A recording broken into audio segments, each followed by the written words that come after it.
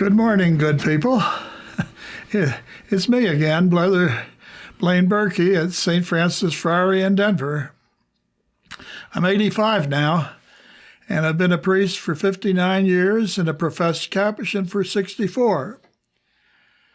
Today begins Black History Month, so I'd like to speak about an African-American woman who graced Denver's streets over a century ago. She was one of our sisters in the secular Franciscan order, and she often was right in this very neighborhood.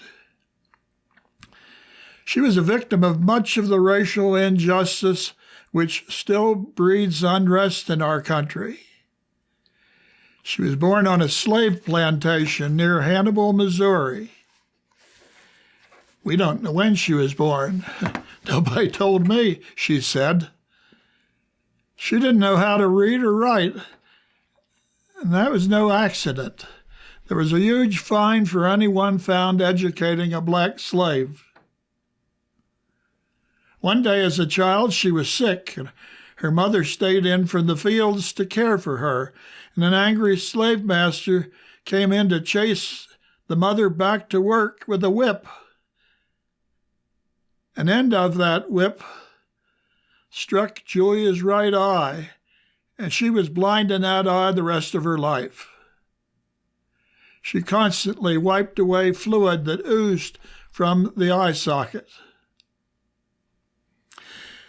After the slaves were freed, Julia went to St. Louis and worked as a housekeeper, cook, and nanny for the family of a prominent physician, Dr. Robinson. She moved to Denver about 1878 to work for Mrs. Robinson's sister, who was married to the former first territorial governor of Colorado, William Gilpin. Mrs. Gilpin led Julia into the Catholic Church at Sacred Heart Church, where she became a daily communicant and entered wholeheartedly into the life of the parish.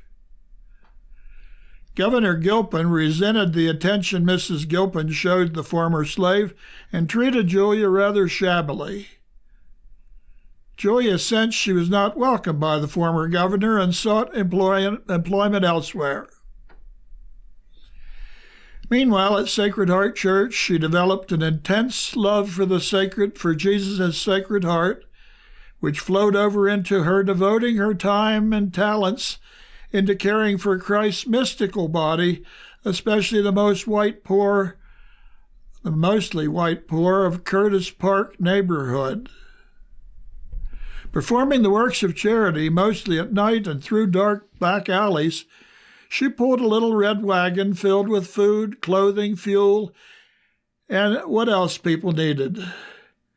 And often during daylight hours, she trudged all over Denver, spreading Catholic publications meant to draw others, particularly the firemen, into the saving light of the gospel. Someone later called Julia a one-person St. Vincent de Paul Society. Another described her as the founder of Denver's Catholic Charities. And still others have dubbed her Denver's Angel of Charity. Finally, in 2016, Archbishop Aquila asked the Holy See to consider declaring Julia one of the Church's special saints. Already, the body of this woman, who was so badly treated by America's racist culture, has been reburied in the Cathedral Basilica as a hopeful sign of how violence does not need to promote violence, and of how forgiveness can lift the spirits of us all. In many ways, we friars follow in Julia's footsteps, and we invite you to join us. As we do, let us pray for one another.